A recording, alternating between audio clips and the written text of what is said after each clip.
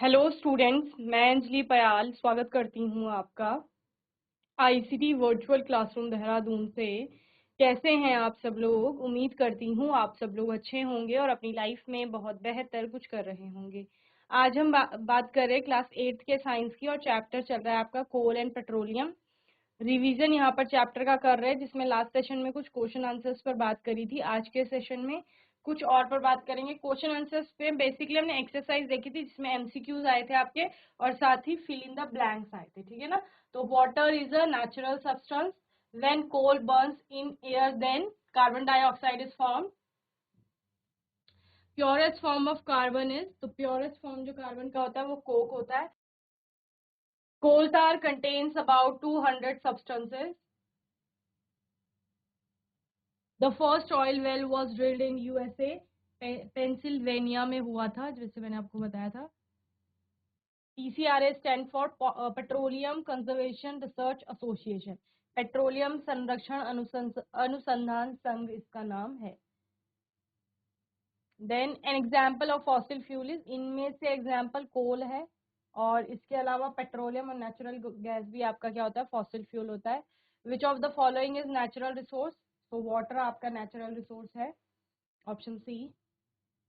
And which of the following is man made resource, so man made resource इनमें से parks होंगे, क्योंकि park को हम लोग बनाते हैं अपने एंजॉयमेंट के लिए या एंटरटेनमेंट के लिए, जो बोल सकते हैं आप, अपनी आवश्यकता की पूर्ति के लिए basically. Which of the following is obtain from coal tar, तो कोल तार से नेफ्थलीन बॉल्स को बनाया जाता है, ऑप्शन डी इज करेक्ट। और यहाँ पर फिलअप से आपके coal is one of the fuel use to cook food, okay. When heated in air, coal burns and produces mainly carbon dioxide gas. Coal tar is a black, thick liquid with an unpleasant smell. Okay. Then petroleum, coal, and natural gas are fossil fuels. Forest and coal are exhaustible natural resource. Okay. The slow process of conversion of dead vegetation into coal is called, क्या कहा जाता है, carbonisation.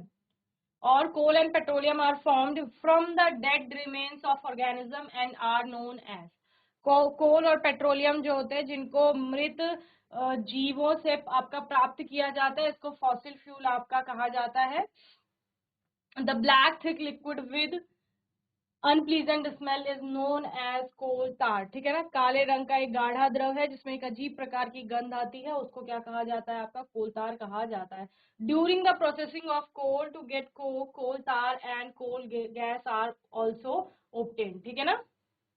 The process of separating the various constituents of petroleum is known as, क्या कहा जाता है उसको, fractional distillation. Fractional distillation के द्वारा पेट्रोलियम को उसके अपने अलग अलग अवयवी घटकों में बांटा, मतलब आप बोल सकते हैं रिफाइनिंग बेसिकली, ठीक है ना। ये पेट्रोलियम जो कच्चा तेल मिला है उसको पेट्रोलियम कहा जाता है, फिर उसको गर्म किया जाता है अलग अलग टेम्परेचर पर,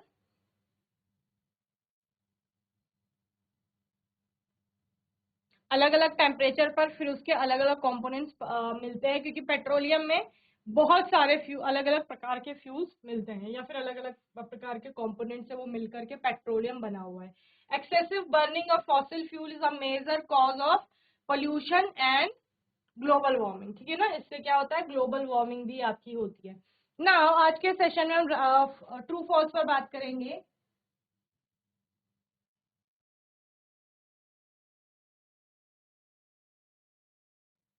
ए है आपका, oxygen in air is an exhaustible natural resource.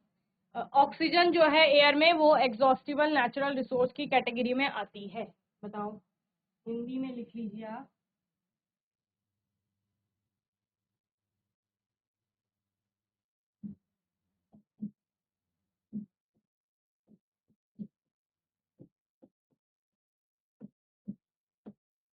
वायु में जो ऑक्सीजन है एक क्षय प्राकृतिक संसाधन है। बताओ कैसा प्राकृतिक संसाधन है, क्षय या अक्षय, तो ये कैसा हो जाएगा, फॉल्स हो जाएगा। क्यों? क्योंकि हमने वायु को अक्षय प्राकृतिक संसाधन के अंतर्गत देखा था, तो वायु में उपस्थित ऑक्सीजन भी क्या है, अक्षय प्राकृतिक संसाधन है। ओके, चलिए, resources which are present in unlimited quantity in nature are called exhaustible natural resources.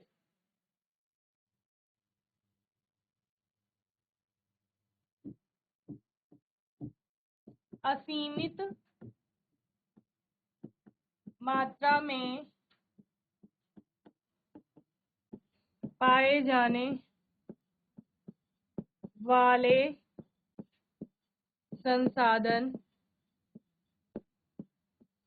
क्षय प्राकृतिक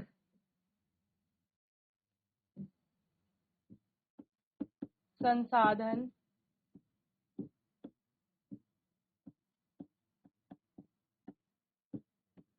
कहलाते हैं।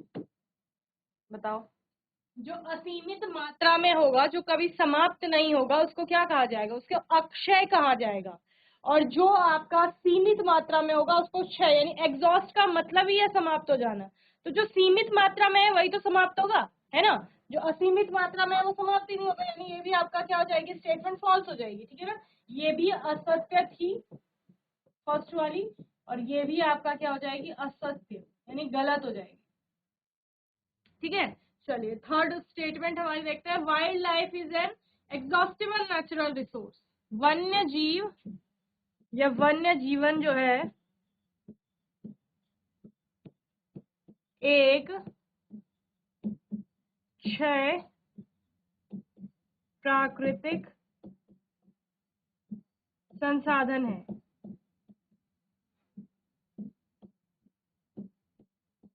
तो ये आपका करेक्ट है, क्षय प्राकृतिक संसाधन है, तो यहाँ पर क्या होगा, समाप्त हो जाएगा एक समय के बाद। तो ये स्टेटमेंट आपकी ट्रू हो जाएगी, सत्य। Next, under high temperature and pressure dead plants get slowly converted to कोल।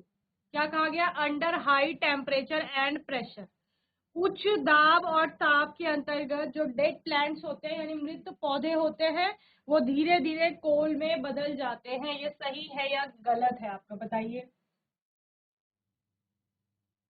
उच्च ताप व दाब में मृत पौधे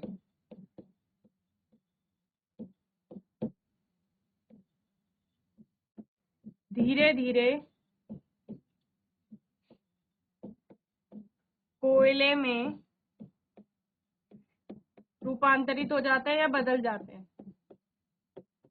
तो ये आपको बताया गया है, it is a lengthy process and also a slow process. एक धीमी प्रक्रिया है और लंबी प्रक्रिया है, लंबी चलने वाली प्रक्रिया है, जिसमें कि जो मृत पादप होते हैं, पेड़ पौधे, कभी कुछ लाखों वर्ष पूर्व कोई पेड़ पौधे रहे होंगे, वो धरती के नीचे दबे किन्हीं कारणों से, और उसके बाद वो किसमें कन्वर्ट हो गया, आपका यहाँ पर कोल में कन्वर्ट हो गए। तो ऑब्वियस सी बात है, ये स्टेटमेंट आपकी क्या हो जाएगी, यहाँ पर ट्रू हो जाएगी, यानी सत्य है। ठीक है ना, चलिए नेक्स्ट स्टेटमेंट है, CNG is less polluting fuel then petrol and diesel. देखिए, पेट्रोल व डीजल की तुलना में सीएनजी, हिंदी में भी लिख सकते हैं आप लोग, सीएनजी अल्प प्रदूषक है, यानी कि कम प्रदूषण फैलाती है। तो सीएनजी को हम एक अच्छे फ्यूल्स में लेते हैं, तो ये आपका स्टेटमेंट कैसी हो जाएगी, ट्रू हो जाएगी, सत्य हो जाएगी। और अच्छा क्यों है, क्योंकि ये पोल्यूशन कम, आपका इसके कारण पोल्यूशन कम फैलता है, आप बोल सकते हैं, इसके द्वारा पोल्यूशन नहीं होता। ओके, चलिए इनको नोट करेंगे, फिर हम आगे चलेंगे।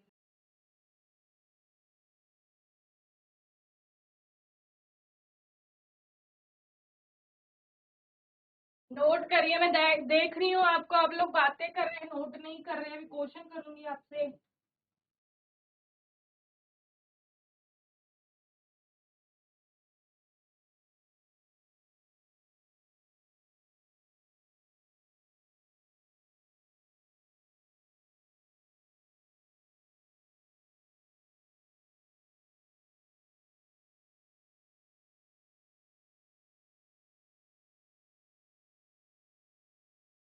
चलिए नेक्स्ट देखते हैं। शॉर्ट आंसर टाइप क्वेश्चन, लघु उत्तरीय प्रश्न आते हैं ना आपके पास।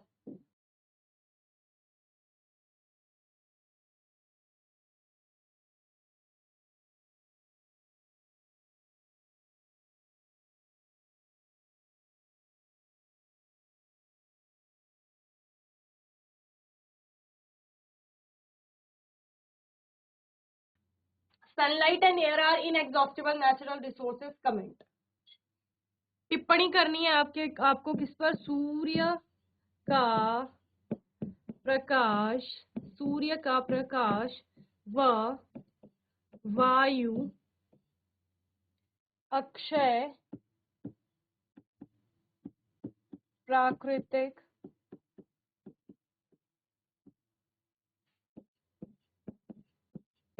संसाधन है। इसमें आपने कमेंट करना है, यानी कि बताना है, समझाना है बेसिकली कि ऐसा क्यों कहा गया है। तो क्यों कहा गया है?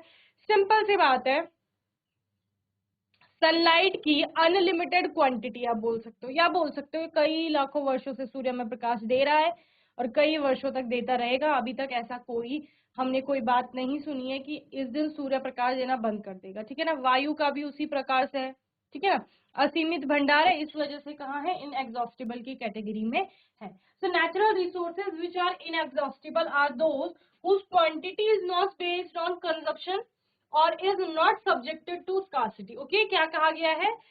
इनएग्जॉस्टिबल का मतलब ये है कि जो जिसको कंज्यूम करने से वो खत्म हो जाएगा, जिसका हम उपयोग करेंगे, ठीक है, और उपयोग करने से वो समाप्त हो जाएगी। ठीक है। और सब्जेक्टेड टू स्कार्सिटी यानी कि समाप्त होने वाली हो। The amount of sunlight and air available is unaffected by human consumption. मनुष्य कितना भी, देखो इस वर्ल्ड में कितने सारे लोग हैं, ठीक है ना, कितनी सारी जनसंख्या, इतने सारे लोग उसको कंज्यूम करें अपने किसी भी कार्य के लिए, पेड़ पौधे है, जीव है, सनलाइट को इतना यूज कर रहे हैं, लेकिन उससे उसकी जो अमाउंट है वो अनअफेक्टेड है, अप्रभावित है। समझ रहे हैं? उस सनलाइट के अमाउंट पर कोई प्रभाव नहीं पड़ रहा है। ऐसा नहीं हो रहा है कि आज 2 लोग हैं, कल 4 लोग हैं, परसों 10 लोग हैं, तो वो यूज कर रहे हैं तो उससे वो धीरे धीरे कम हो जाएगा। ऐसा नहीं है। ठीक है ना। This is why these natural resources are inexhaustible. इसी वजह से ये नेचुरल रिसोर्सेज कैसे हैं आपके? इनएग्जॉस्टिबल है, यानी कि अक्षय है, यानी कि कभी भी समाप्त नहीं होंगे। ठीक है, तो लिखिए सूर्य का प्रकाश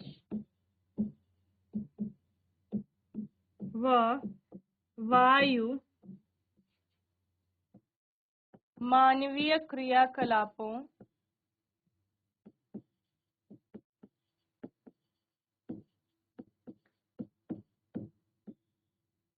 या उपभोगों से भी आप लिख सकते हैं, से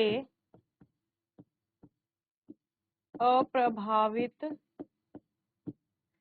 हैं। अतः इनका उपयोग करने पर मात्रा में कमी नहीं होगी। अतः ये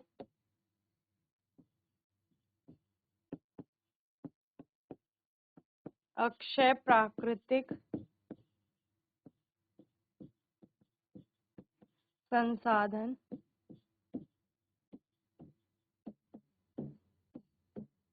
कहलाते हैं। ठीक है, चलो नोट करो।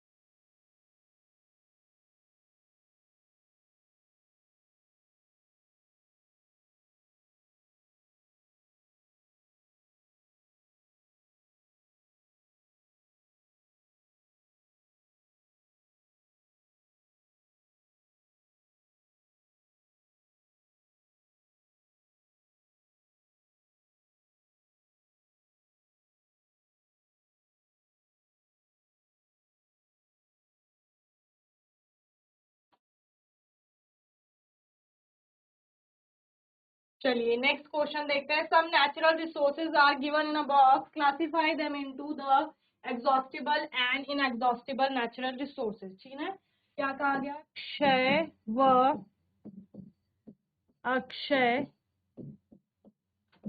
प्राकृतिक संसाधनों में बांटिए, वर्गीकृत कीजिए, छांटिए, कुछ भी वर्ड आ सकता है. ठीक है ना, बांटिए. चलिए क्या क्या है? एयर है, कोल है, नेचुरल गैस है, सनलाइट है, पेट्रोलियम है, मिनरल्स है, फॉरेस्ट है, ऑक्सीजन है. ठीक है ना. तो मैं सर्कल कर रही हूँ जो आपका इनएग्जॉस्टिबल है. एयर आपका इनएग्जॉस्टिबल है, कोल एग्जॉस्ट कर जाएगा, नेचुरल गैस एग्जॉस्ट कर जाएगी, सनलाइट इनएग्जॉस्टिबल है. ठीक है, petroleum exhaustible, minerals exhaustible, forest exhaustible, और ऑक्सीजन भी आपका किसमें आएगी? इनएग्जॉस्टिबल. तो जिन पे टिक किया गया है ये कैसे है? एग्जॉस्टिबल है, और जिन पे सर्कल मारा है मैंने वो कैसे हैं? वो इनएग्जॉस्टिबल. ओके, तो इस तरह से आप लिखेंगे. एग्जॉस्टिबल का मतलब क्या होता है? Resources are coal, petroleum, coal, natural gas, petroleum, minerals and forest. ठीक है ना. They are in limited supply and are being depleted by human activities. These resources can't be replenished once they have been depleted. एक बार समाप्त हो गए तो replenished उनको नहीं किया जा सकता. Non renewable और non replenishable resources are those that cannot be replenished. They like iron and coal require conservation measures to ensure that they can be used in the future. And inexhaustible की category में कौन कौन आएगा? Air, sunlight और oxygen, जो मैंने आपको पहले ही बता दिया था. और जो कैसे हैं? They exist in an infinite supply. Infinite के लिए मैंने आपको वर्ड एक और बताया था कि अनलिमिटेड सप्लाई भी हो सकता है. And can not be depleted by human activities, और ये मनुष्य के क्रियाकलापों या उनके उपयोगों से कभी समाप्त नहीं होंगे. These resources have the power to regenerate themselves over time. समय के साथ साथ ये रीजनरेट कर सकते हैं खुद को. These are resources that can be replenished or are renewable. They do not require conservation measures because they can be renewed, such as sunlight and water. ठीक है ना, रिन्यू होते रहते हैं ये, इसलिए आपको सिर्फ इनको क्लासिफाई करना था. और इसके साथ साथ हमने बता भी दिया. तो क्षय में कौन कौन से आएंगे? क्षय प्राकृतिक संसाधन में कोयला, ओके, और प्राकृतिक गैस. ठीक है, और पेट्रोलियम,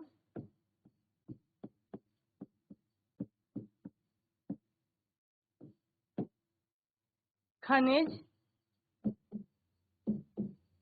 और वन. ये हमारे 6 होते हैं. अक्षय क्या क्या है? अक्षय प्राकृतिक संसाधनों में आपका वायु है.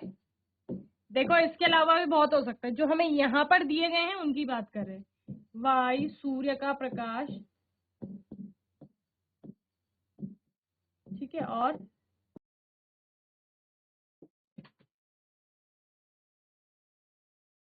write 2 important uses of coke.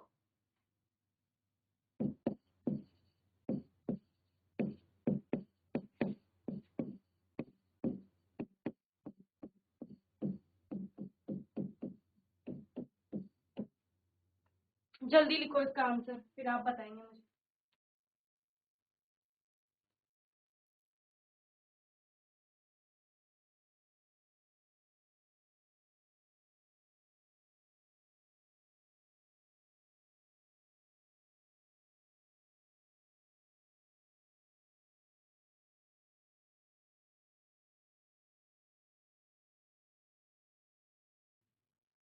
Coke और चारकोल दोनों एक दूसरे से अलग होते हैं. यहाँ पर कोक का पूछा गया है. Coke is a high carbon substance made by distilling coal in a destructive manner. Coke is mostly used as a fuel for stove, furnace and blacksmithing.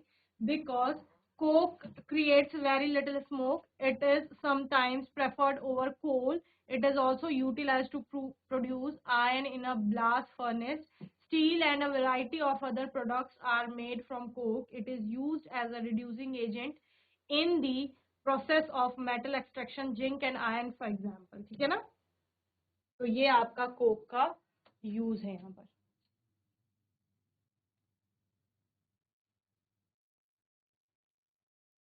ये वाले क्वेश्चन का आंसर आप होमवर्क में करके आएंगे। Write the characteristics and some important uses of coal. Coal की विशेषताएं लिखनी और कुछ उपयोग भी आपको उसके लिखने। ठीक है ना, बाकी आपका कोई भी डाउट होगा, क्वेश्चन होगा, आने वाले सेशन में आप लोग पूछ लेंगे। और तब तक के लिए आईसीटी वर्चुअल क्लासरूम से जुड़ने के लिए धन्यवाद।